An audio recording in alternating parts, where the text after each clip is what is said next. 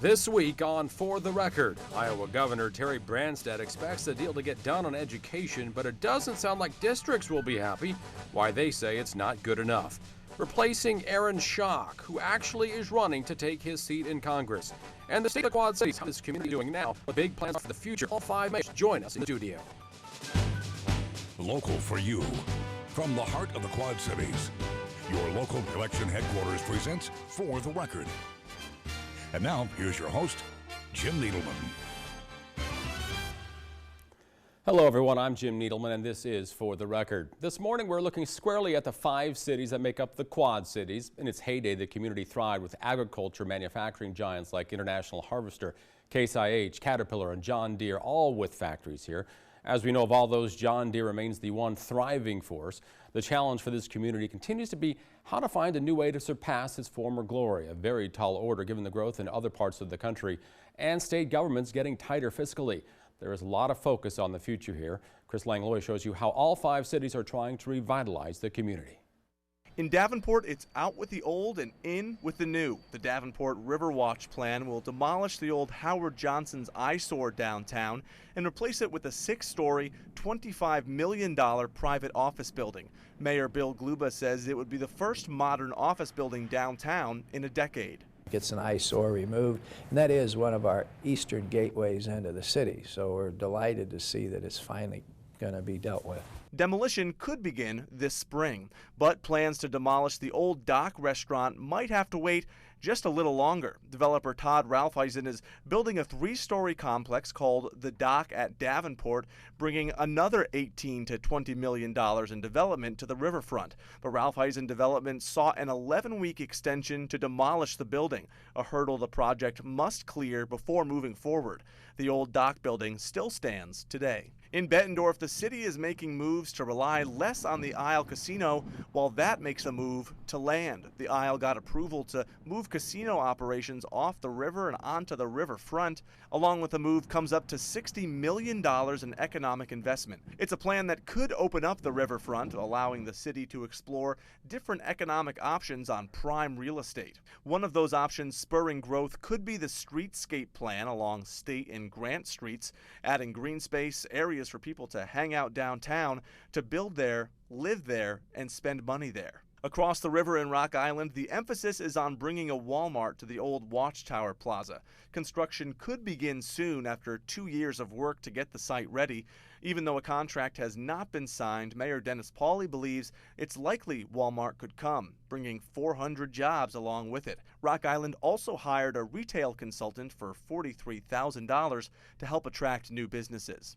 Moline's South Park Mall continues to get a facelift. It's one of the city's largest taxpayers. The mall is celebrating the opening of a new Dick's Sporting Goods store. The mall also added new amenities like new lighting, Wi-Fi, and a large common area to bring more customers to the shopping center and more retail dollars into Moline. In East Moline, hopes are pinned on the Fountainhead project coming to fruition. It would bring more than $120 million in development to the riverfront, with a hotel, 100,000 square feet of retail, as well as parks and open spaces. The Fountainhead of the Quad Cities replaces more than 130 empty acres that used to be the Case New Holland. The project will be completed in 7 phases over 10 years, and demolition is currently underway. Chris Langlois, For the Record. To get a better idea of where things are in the Quad Cities and where things are going, we've got all five Quad Cities mayors here in the studio. Bettendorf Mayor Bob Gallagher, Davenport Mayor Bill Gluba, East Moline Mayor John Thodos, Moline Mayor Scott Reyes, and Rock Island Mayor Dennis Pauly. It's great to have all of you here. By the way, I did the introductions in order of alphabetically by city, nothing personal here. I want to begin with the concept of livability. What makes people who are here want to stay here, and perhaps more importantly, attract new people to move here? I dug up the census numbers for all five cities from 2005, 2010, and the most recent numbers available for 2013. There are modest gains for Davenport and Bettendorf, but the three Illinois cities have only a few hundred more people than 10 years ago. Overall, the Quad Cities is averaging about 1,000 new people a year. Break that down further, and that's roughly 3 people a day. Quick consensus, this isn't what you'd like to see, right? Definitely not. We're working to change that. We're going to get it better. We're doing everything we can to attract more young people. We want more young families, and we're going to continue to see the city grow. Well, this is less than 0.5% a year. What is an appropriate growth rate, Mayor Gallagher? Well, we're growing at a percentage point or more, and 3 to 4% in valuation per year, and that's served us very well. So I think that's manageable growth. We are looking for growth in the commercial area and have some new corridors that we're very proud of. All right. Well, building a reputation that draws people is the challenge. The website livability.com puts out an annual list of the top 100 places to live for small to mid-sized cities. Here are some notables. Iowa City comes in at number 10, Ames at 30, West Des Moines is 57th, Cedar Rapids comes in at 65, and 82 for Des Moines. None of the Quad Cities made this list, and no cities at all in Illinois. Madison, Wisconsin historically has done very well in this type of category and has scored the top spot here. For the Record contacted the website to find out how the Quad Cities rank on a larger scale. I got a response saying that Davenport scores in the upper 20% out of more than 2,100 locations ranked. The rest of the Quad Cities have some catching up to do, they say. Well, the website isn't exactly a household name, but its conclusion shouldn't be discounted. It goes to the larger point of building a community where people want to lay down roots. What are those other places in Iowa doing right that the Quad Cities aren't? Mayor Gluba, can you weigh in on this at all? Well, I think we're all trying to do the right thing and grow and build our tax base, build our population base. Cedar Rapids went through some difficult times with their floods over there. The Quad Cities came back from a major recession as the rest of the country. But I think we're all heading in the right direction. We've seen unemployment now in Iowa at 4%, Illinois is about 6%. Quite frankly, Davenport's as healthy as it's been in years. And we added $881 million of new tax base over the last 7 or 8 years. And we'll reach $1 billion by the end of next year. So we're heading in the right direction. Mayor Thotos, livability is certainly a key point. How does East Moline figure into this? Well, I think when you look at other regions of the United States, Quad Cities have always been more favorable. Back in the 80s when all of the industries were closing, that's when we took a big hit in population. But one thing that was consistent about the Quad Cities as we've recovered is the livability, the cost of living. And for those of us who want to raise families, the Quad Cities is much superior, say, over a large city such as Chicago or Dallas or Detroit or some place like that. Well, that brings me to a key point in all of this. That's economic development. We just did a piece on all of it. Does the Quad Cities as a whole need to reinvent itself, or each city? If so, in what way? Mayor Reyes, I want to start with you on this. Well, I think as a region we work together very well. There's good things going in economically in all the cities. Moline happens to be a hot spot. We're very happy with the Western Illinois campus, the depot, I-74 bridge. So those types of projects benefit the entire community. Back in the day, manufacturing was the cornerstone for this area. It can't just be one thing anymore. But is there a way to rebrand this community in a significant way? Well, we're doing that now. Yeah. We're trying to create an advanced manufacturing center in the Quad Cities through the Rock Island Arsenal.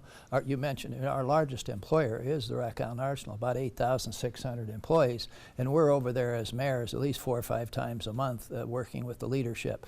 So I got this philosophy, and I think the rest of the mayors share it. We all do better when we all do better. And in fact, we all are doing better. Every city in the Quad Cities has got a lot of little things going here and there. So I'm very proud of what's happening and what the mayors have been collaboratively working together, and things are moving in the right direction. Would you say there's more cooperation than competition to land a big fish? Absolutely. I think in cooperation with the Chamber of Commerce, all of the cities have worked very well together to create a climate where economic development can thrive.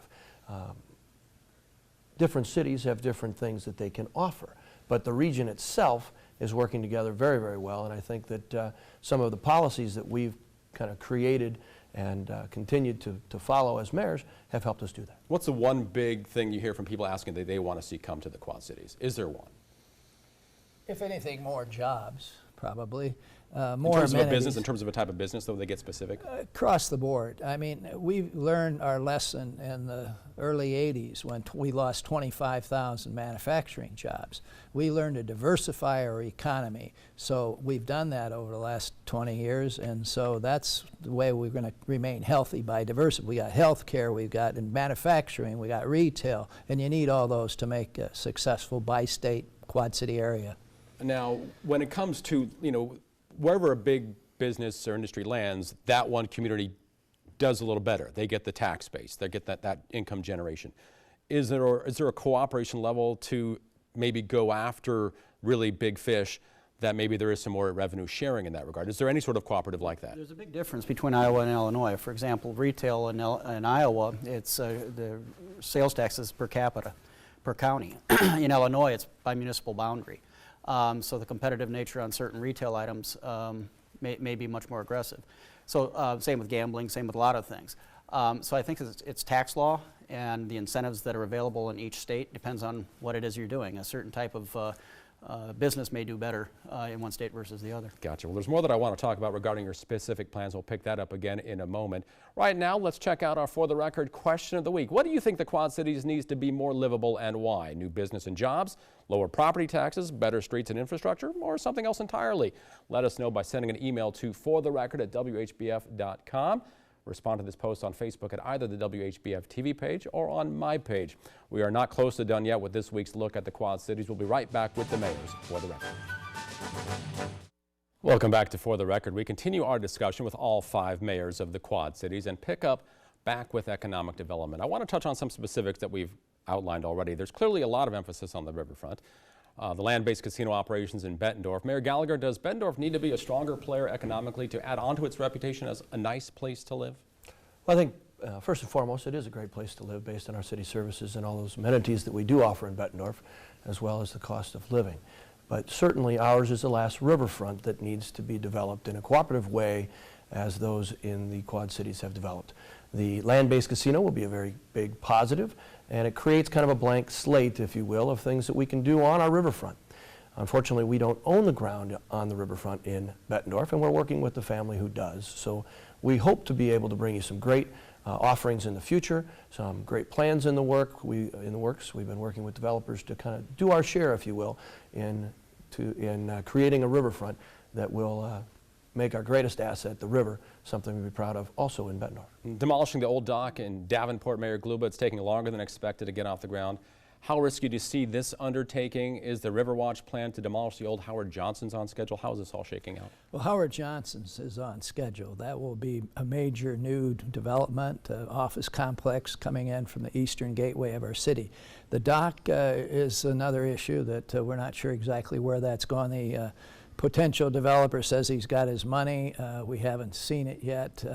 But with the coming of Viking cruise ships to downtown Davenport, the foot of Main Street, I certainly want to see the dock torn down, whether it be the city that takes it down or the developers, yet to be determined. And those people coming on the cruise lines, they'll be here for a couple hours really getting dinner or lunch or whenever they're coming by. They're not staying overnight necessarily. At least 8 hours, which is the time for them to spend a lot of money. They have disposable income, and we'd like them to dispose of some of that income in Davenport. I get it, absolutely. Now, the Fountainhead in East Moline, Mayor Thodos, what could slow down or derail this project? Well, obviously there's a lot of components in this. It's one of the largest projects, not only in the Quad Cities, but in the state of Illinois. We have at least a sign-on by Hyatt, so we have the flagship hotel. Weather's always a possibility, and any sort of change in the master plan. Of course, we have some high-end people who have been designing this, people like Helmut Jahn, if people have been to United Terminal at O'Hare, that's something that this person designed. So you've got some high-end people. They have ideas. I think they've done a great job of bringing things together. Obviously, the city will be involved with financing, so we'll have to take a look and see where we're at. But like every large project of this nature, it is just a matter of balancing certain things. All right, yeah, you want it to be a strong economic driver for the city, absolutely. Mayor Reyes, we've seen a nice renaissance in downtown Moline with its restaurant district. The iWireless Center also a focal point. Though, does Moline need something grander to spur growth? We have many developers coming to us now, so that's exciting. We're not out recruiting them as much as we were in the past, looking at new hotels, new luxury apartments, and that trend, that momentum seems to continue in downtown Moline. It's very exciting and very safe, and we want to continue to build on those trends. All right, developing always a key for all of your cities. Mayor Pauly, I haven't forgotten about you. We've certainly heard a lot about the Watchtower Plaza, revitalization to attract a Walmart there, and the recent hire of a consultant to come up with a strategy to fill empty storefronts. How long until we see results, and what businesses are being targeted for that? Right now, when you talk about the Walmart, what you have to understand is Hill and Valley we really needed to move Hill and Valley out before Walmart could really commit to us. They have to have a blank piece of property before they'll do anything. It took a little bit longer than anticipated for Hiller Valley, but now they've moved to a new location in Rock Island, retained 140 jobs, and they're going to add 40 more new jobs, so that's great. We are now in the process of talking to Walmart personnel. We were talking to them last week. We're working through the process, and we're going to get there. What about the retail part of it, the smaller storefronts that you built as consultants? the How soon smaller can we store- expect to see some results with that? We're working with that consultant right now, and he's going to be coming in the next week to take a look at more of the area, and he's going to bring some people with him, and then we'll start seeing some results. Any riverfront ideas too? I mean, I see a lot of eyesores, no offense, on the Rock Island banks. Right now, we're now focusing on the riverfront right now. We have been focusing a lot on the downtown area. We have several new apartments in the downtown, 34 at the Locks. We'll have 44 more opening at the riverfront property. We're looking at a grocery store for downtown, so we continue to look at the entire Rock Island area. Now, how these projects pan out could go a long way to determine how this community grows. Attracting new business attracts new people and grows the tax base, as we all know. Those people will need a place to live, and grabbing a piece of the American dream means buying a home for a lot of them. Here's where there's a big discrepancy among the Quad Cities. Take a look at this chart of property taxes for each of the Quad Cities. Looking at the most recent data available, there are houses currently on the market for $200,000, $250,000, $300,000. I know it varies by neighborhood and other taxing authorities, but in general, the property taxes for Bettendorf and Davenport are significantly lower than the Illinois cities. I imagine you Illinois mayors hear a lot from your constituents. How does this happen, Mayor Reyes? Is this sustainable to get people to want to stay here? Those are some high taxes. Well, we do get those concerns from our citizens, and we continue to remind our citizens that the property tax, for instance, in Moline just this week was voted one of the 10 most affordable cities in Illinois. It's the combination of all the different taxes, the county and Black Hawk and so on and so forth. But when we focus on the municipality, we've tried to keep that very low. All right, I want to move on to where the property taxes go, specifically the city's streets. As an observer, there's room for improvement here. Here's a look at the street maintenance and construction expenses by cities, ranging from the thousands a year to several million a year. Mayor Gluba, how long will it take, and how long will it take to get the damaged streets around Davenport into more reasonable shape? Well, let me put it in perspective. According to our Public Works Director, to fix all the streets in Davenport, bring them up to the highest standard they should be $779 million. And our total budget for everything, police, fire, public works, is only $223. So, and this is true of any Midwestern Rust Belt city. We've increased 52% our capital improvement budget over last year.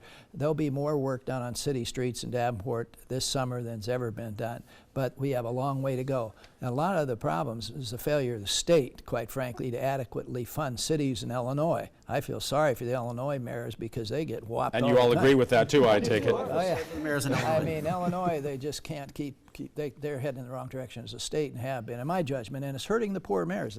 They're amazing they can do is what they do with money they have in Illinois. Well, I want to talk about this further at some other time because I think streets are one of those hot button issues with people, and there are certain ways to finance them.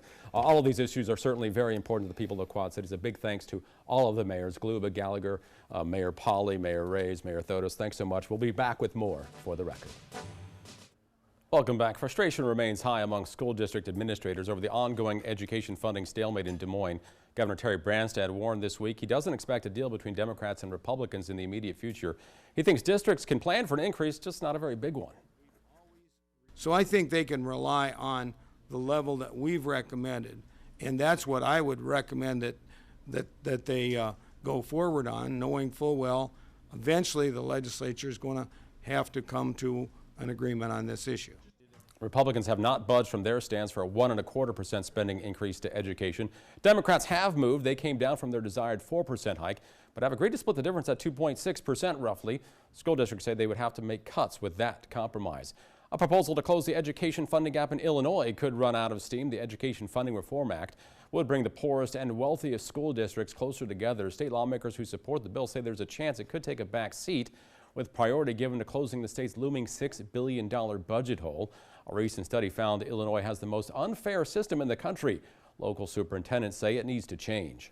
Right now, what's happening is your zip code kind of depends on the education you're going to get. So if you're from the wealthier suburbs, you're going to be able to get a lot more money spent on your children's education than downstate or here in the Quad Cities. This would be the first change in Illinois' education funding formula in 20 years, but it might not even come up for a vote. We now know who will be on the ballot to replace Aaron Schock in Congress. 5 candidates filed the necessary paperwork for the election. 3 Republicans and 2 Democrats. For the Republicans, former federal prosecutor Ray LaHood, Donald Reince of Benson, and Mike Flynn of Quincy. The 2 Democrats are Adam Lopez of Springfield and Rob Mellon of Quincy. That primary is July 7th. Straight ahead, how a phone ringing in a congressional hearing says a lot about what's happening on Capitol Hill. You're watching For the Record. How many times have you been told to turn off your cell phone at a public event, during an important meeting, or someplace else? Well, Senator Pat Roberts of Kansas needed that reminder. We're going to be very aggressive on that issue as well as on the geographic preference issue. Ah, come on. Just let it go, Mr. Yeah, well, if you haven't heard it by now, that was Senator Roberts' cell phone going off in the middle of a Senate Finance Committee hearing. The ringtone was from the song Let It Go from the Disney hit movie Frozen. He says he switches back and forth between that and Johnny Cash's I Walk the Line. Well, critics might say that Frozen is a good way to summarize that activity on Capitol Hill in recent years. Now let's take a look at how you answered our last question of the week. We asked, how much more money should Iowa lawmakers give to education? The 1.25% Republicans want, a 4% hike that the Democrats want, or the down-the-middle compromise offered by Democrats? Well, this answer went off the board. He said 10% or more. How much is your ability to read worth to you? Well, here at For the Record, we welcome your comments, ideas, and criticism. Let us know about topics you'd like us to address or some guests you'd like us to interview. Just send us an email to fortherecord@whbf.com or reach out to us at either of the Facebook pages you see on your screen. That'll do it for us this week. A big thanks to all 5 mayors of the Quad Cities joining us for this discussion. Remember, when it comes to lawmakers and other powerful people making decisions that affect you, it's our mission to make sure you know about it. For the Record. We'll see you next time. The views and opinions expressed on this program are those of the participants and do not necessarily reflect those of WHBF TV or Nexstar Broadcasting Incorporated.